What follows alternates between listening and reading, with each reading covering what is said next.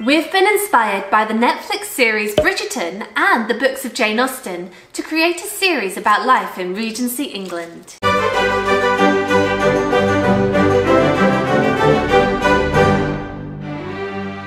We'll be discovering what foods the upper and middle classes ate. Let's start with breakfast.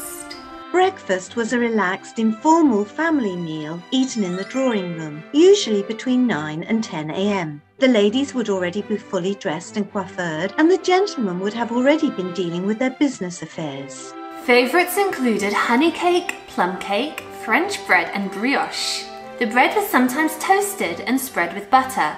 Popular spices used in morning cakes were caraway seeds, saffron and ground ginger. Tea and hot chocolate were favoured as morning drinks, although the Prince Regent and many of the dandy set were known to drink alcohol first thing. Lunch or luncheon was a relatively new thing. Breakfast was being eaten earlier and dinner was being eaten later.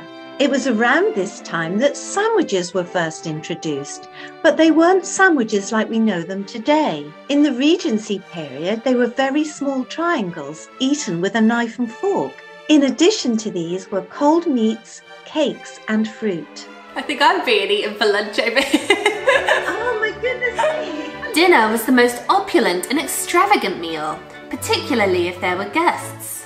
Everyone dressed for dinner, even if only the family were in attendance. Guests would be seated around a large table in the dining room, one of the most lavishly decorated rooms in the house. A Regency dinner party was a lavish affair, consisting of several courses, with a multitude of dishes at each. The first course would be soup, which you would never refuse. Soup must be eaten from the side, not the point of the spoon.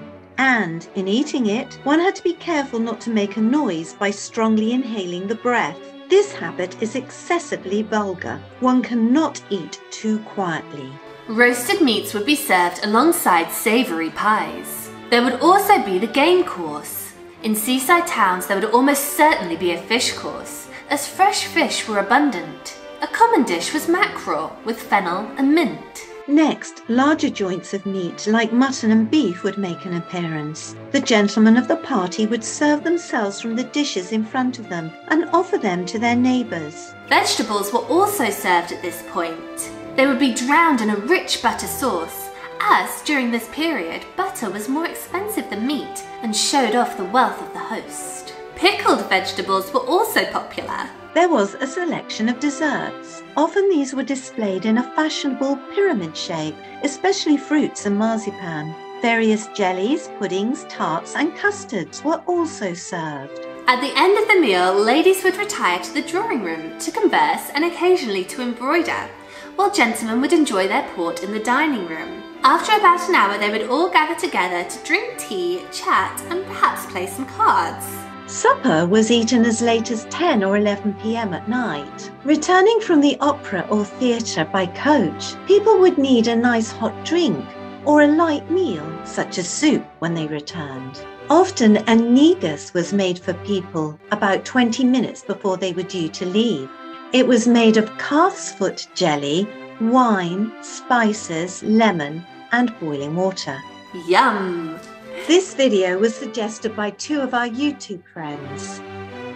Deira from Magenta Otter Travels is an American Anglophile, an avid traveller who enjoys yummy food, cute critters, beautiful architecture and scenic views. Anita from Oma Far Away is from the Netherlands and also has roots in New Zealand. Her passions are food and travel, family and friends.